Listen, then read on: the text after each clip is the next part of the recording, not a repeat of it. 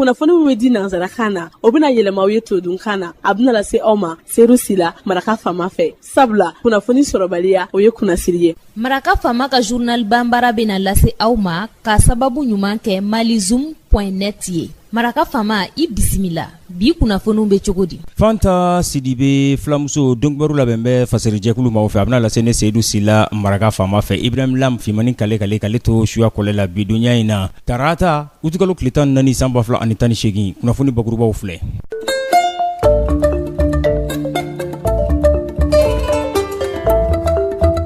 Ngwara daba fangainitɔnw ka ɲɛminɛ Sumaila Sise a ko kalata tako filanan min kɛra anw fɛ yan utukalo tile 12 tɛmɛlen ko ale ma sɔn a jaabi ma ka sɔrɔ a ma bɔ ko ka sababu kɛ ko suɲɛli caman kɛra a ye wele bila jamanadenw ma k'u ka wuli k'u jɔ.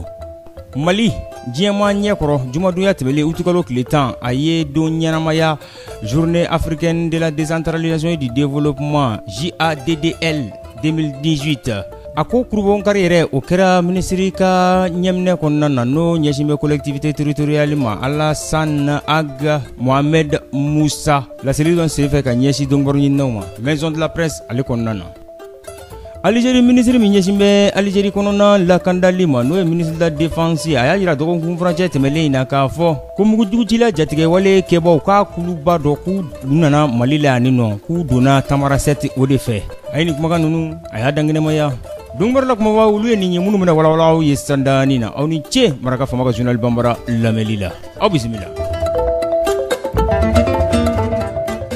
Ngwara daba fangainitɔnw ka ɲɛminɛ Sumaila Sise ba Maliba kɔnɔna na yan a ko ale ma sɔn jaabiw ma ka sɔrɔ u ma bɔ fɔlɔ n'o ye tako filanan ye jamana ɲɛmaasigi kalata hukumu kɔnɔna na n'o kɛra utukalo tile 12 tɛmɛlen anw fɛ yan nɔ ko k'a sababu kɛ ko suɲɛliw kɛra o kosɔn a ye wele bila jamanadenw ma k'u ka wuli k'u jɔ. Jaabiw bɔbaliya Sumaila Sise a dagayɔrɔ la n'u ko ma quartier général a y'i jɔ jama ɲɛkɔrɔ k'a fɔ ale ni Ibrahim Boubacar Keita jamana ɲɛmaa bɔta n'a ye ɲɔgɔn kari ka yɛrɛ nɔbila ko la u ye ɲɔgɔn sɔrɔ kalata tako filanan min na k'ale ma sɔn a jaabiw ma ka sɔrɔ jaabi ma bɔ fɔlɔ hakili la jiginna waati furancɛ jaabi olu kan ka bɔ ministère de l'administration territoriale yɔrɔ o kan ka sɛbɛntiya cour constitutionnelle ale fɛ o si ma kɛ fɔlɔ nka a ko ale ma sɔn jaabi ninnu ma Sumaila Sise a sisan bɛ san 68 Baɲango la a ye kumakan min fɔ o de filɛ nin ye suɲɛli a dankɛnɛmayara jaabi ninnu yana a ka bɔ o kosɔn an ti sɔn a ma minnu ye suɲɛli kɛ olu de bɛna jamana bila gɛlɛya kɔnɔna na Sumaila Sise a ye nin kumakan ninnu fɔ Donkbaru ɲininaw olu ɲɛkɔrɔ tako fɔlɔ la Ibrahim Boubacar Keita dɔɔni o jɛ 42 la ale kɛra 100 sarada la 17 murumuru 78 ye.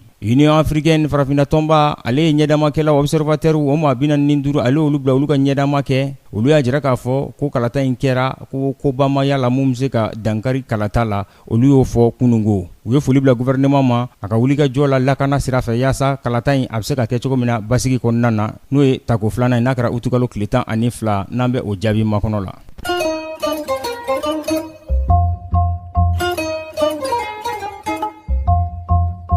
Diɲɛma ɲɛkɔrɔ Mali ye don kɛrɛnkɛrɛnnen ɲɛnamaya utukalo tile 10 Journée africaine de la décentralisation et du développement local JADDL 2018 wa laseli kɛra ka ɲɛsin Donkbaru ɲininaw ma a kɛra ministre des collectivités territoriales fɛ Alassane Aga Mohamed Moussa Maison de la Presse o kɔnɔna na ka kɛlɛbolo wuli yurugu ale kama an nagakɔrɔla na o kumakan in donna ba la yaasa ɲɛta sira sabatilen bɛ se ka ye farafinna bondakun kan cogo min na. Mali sɛbɛn fɔlɔfɔlɔ minnu bɔra décentralisation o hukumu kɔnɔna na o bɔra san 1990 a sigili sen kan olu baaraw daminɛra san 1999 minisiri ale ka fɔ la a y'a jira k'a fɔ an ka jamana collectivité 816 o de b'a kɔnɔ bi commune 746 cercle 49 région 10 ani collectivité territoriale minnu ni sɛbɛn kɛrɛnkɛrɛnnen bolo la n'o ye statut particulier ye ka taa fara ba Maliba o faaba kan a ko gɛlɛyaw yera fanga nagakɔrɔbɔli la n'an ko ma décentralisation ko ka wuli ka jɔ hali bi jamana fanga marabagaw b'o la yaasa a baara olu bɛ se ka jidi cogo min na.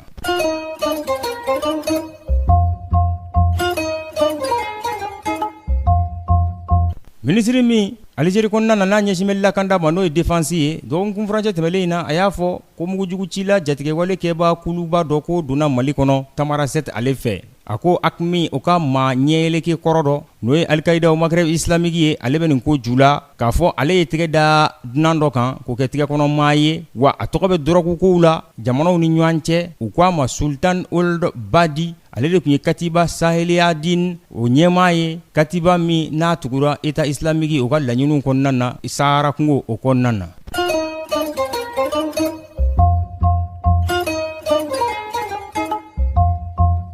Ngwara dabaw ani banbaganciw a kɔrɔlenw n'u ko ma M23 u y'u tigɛ sigi a kan kunungo yaasa kalata sɛbɛntiyalen jidilen jɛlenw basigilenw olu bɛ se ka kɛ République démocratique du Congo kɔnɔna na cogo min na Joseph Kabila ale kelen kɔ k'i sen bɔ a la ka kɛnɛ di maa wɛrɛ ma o ka kɛ ale nɔbilamaa ye kalata hukumu kɔnɔna na cɛbɔya la kunungo fangaɲinitɔn bɛɛ lajɛlen olu y'a wajibiya kunungo ko Moïse Katumbi ko jɛn ka kɛnɛ a ka segin ka na jamana kɔnɔna na a fana ka na i jɔyɔrɔ fa kalata hukumu kɔnɔna na u ka jamana kɔnɔ kalata min n'a bɛna kɛ République démocratique du Congo décembre kalo tile 23 san 2018. Cour constitutionnelle Afrique du Sud kɔnɔna na a y'a yira kunungo k'a fɔ Jacob Zuma ale ye nomination min kɛ ka ɲɛsin Shun Abrahams ma k'a fɔ k'a bɛ kɛ procureur général ye jamana kɔnɔna na ko jɛma kɛ ni a ye ko a tɛ dala bilen ko wa ko k'a nɔ bila tile 90 bɔɲɛnko kɔnɔna na. Nin bɛ dansigi bi laseliw la min labɛnna fasirijɛkulu maaw fɛ ka lase ni Seydou Sila maraka faama fɛ Ibrahim Lam Fimani kale to suya kɔlɛ la bidonya in na tarata utikalo tile 14 san 2018 ni ala ma ka jɔnya jɔna sini na ɲɔgɔn sɔrɔ waati kelen radio so kelen radio bɛnkan 97.7 tomi kelen fiɲɛ suru ka kunnafoni kuraw k'olu dangɛnɛmaya aw ye ka bɔ Sogonikɔrɔ Kuluju nagakɔrɔla na n'a b'a fɛ ka segin ka maraka faama ka journal Bambara lamɛn a bɛ taa malizoom.net sanfɛ ale ye kunnafoni disira ye cakɛbara bɔlɔlɔ sanfɛ n'an ko ma journal en ligne an na maraka faama ka journal Bambara lamɛn an na ziiriw lamɛn an na poyiw lamɛn an na fɛn wɛrɛw fana lamɛn n'o y'a ka reportage jataraw y'a tubabukan n'a bamanankan aw ni cɛ a ka kanubaya kurayali la ka ɲɛsin an lamɛnli a n'an kalanli ma